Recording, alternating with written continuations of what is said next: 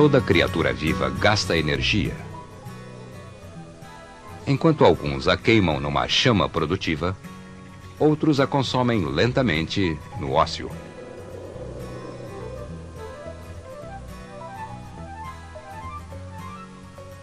Mas para toda forma de vida, é preciso energia para se fazer energia.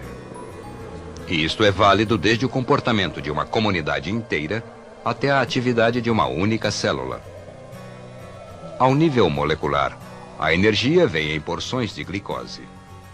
Como vimos no primeiro programa, a energia da glicose deve ser transferida para o ATP. Essa transferência de energia acontece através do processo da respiração celular.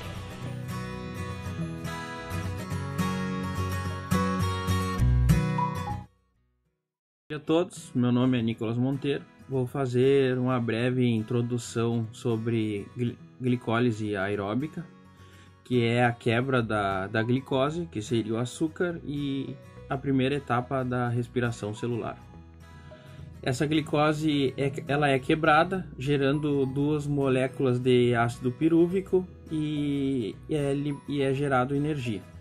É uma via energética, ocorre na maioria dos seres vivos e no citosol das células. Bom, e essa energia age como um combustível e ela é derivada de adenosina trifosfato, que seria o ATP.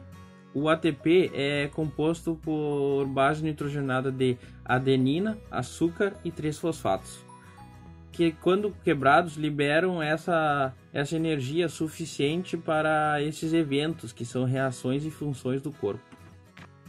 Bom, então todo esse processo ele é considerado de baixa eficiência, pois gera apenas 2 ATPs ao final do processo. Mas mesmo assim é muito importante por produzir moléculas de ácido pirúvico. Trata-se de substrato para fosforilação oxidativa, que é uma das reações metabólicas da respiração celular.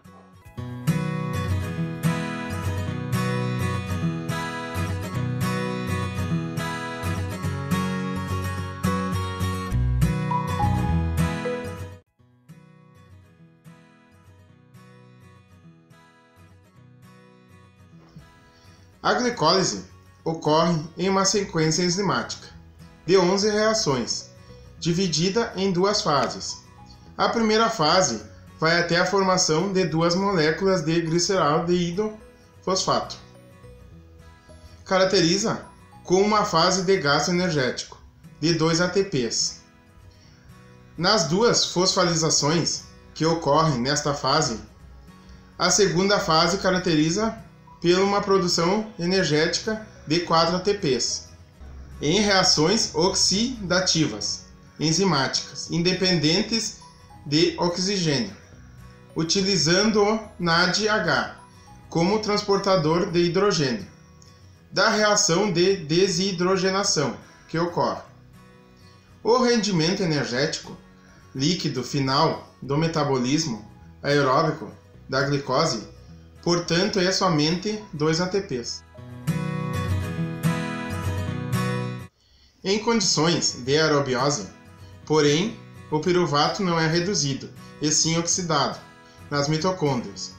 Porém, o complexo enzimático piruvato desidrogenado, havendo a formação de acetil-CoA e a liberação de uma molécula de CO2 por cada piruvato oxidado.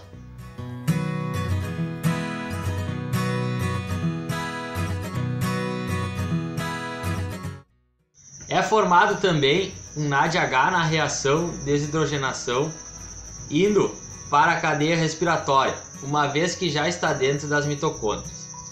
Bom, é importante observar que, sendo oxidado o piruvato, o NADH produzido na glicólise, que seria utilizado para a sua redução, é poupado, o que possibilita os elétrons por ele transportados possam penetrar na mitocôndria e convertidos em ATP. Em última análise, na cadeia respiratória.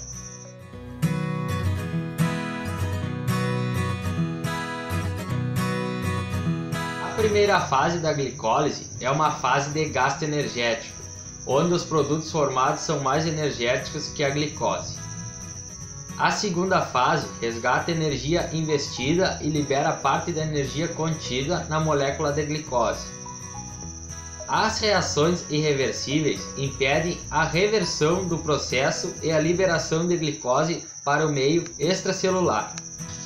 A neoglicogênese precisará driblar essas reações irreversíveis para gerar então a glicose. As enzimas desta via metabólica permitirão justamente nesta reversibilidade.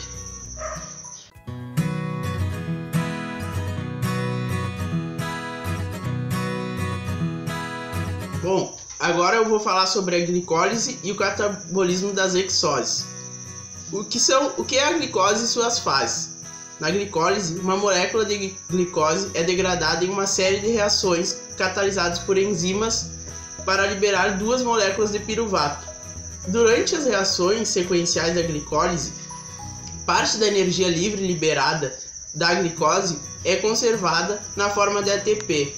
A glicólise é uma via central, quase universal do catabolismo da glicose. É a via através da qual, na maioria das células, ocorre o maior fluxo de carbono.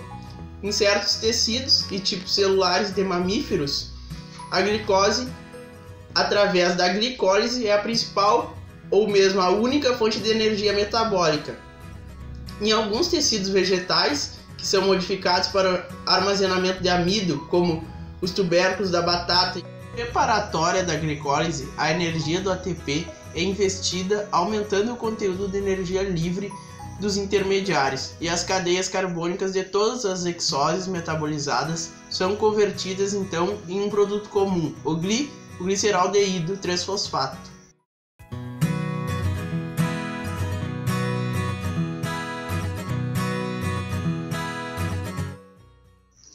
O ganho energético provém da fase de pagamento da glicólise. Cada molécula de gliceraldeído 3-fosfato é oxigenada e fosforilada por fosfato inorgânico, que é não pelo ATP. Para formar 1,3-bifosglicerato, a liberação de energia ocorre quando as duas moléculas de piruvato, a maior parte dessa energia é conservada pela fosforilação acoplada de 4 moléculas de ADP para ATP. O produto líquido são 2 moléculas de ATP por molécula de glicose empregada, uma vez que 2 moléculas de ATP são investidas na fase de preparatória da glicólise. Então, a energia também é conservada na fase de pagamento, na formação de 2 moléculas de NADH para moléculas de glicose. Bom, nas reações sequenciais da glicólise, 3 tipos de transformações químicas são particularmente notáveis. A primeira delas é a degradação do esqueleto carbônico da glicose para produzir o piruvato. A segunda é a fosforilação de ADP a ATP pelos compostos de fosfato de alta energia, formados durante a glicólise. A terceira é a transferência de átomos de hidrogênio ou elétrons para o NAD positivo, formando o NADH. O destino do produto, o piruvato, depende do tipo de células e das circunstâncias metabólicas.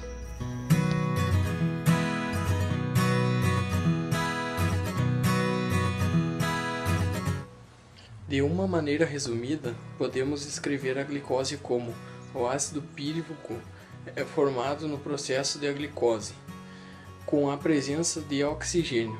É usado na mitocôndria no processo de respiração celular, quando, no entanto, não há oxigênio suficiente. O piruvato é transformado em ácido lático ou etanol.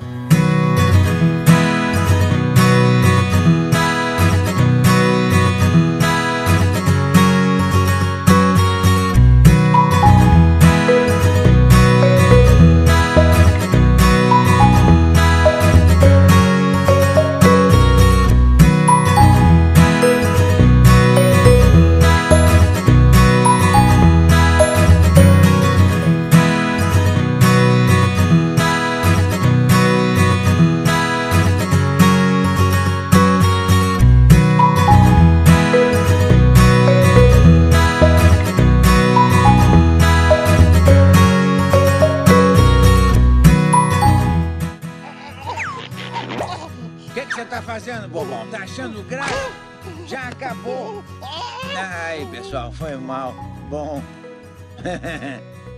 Vai fundo.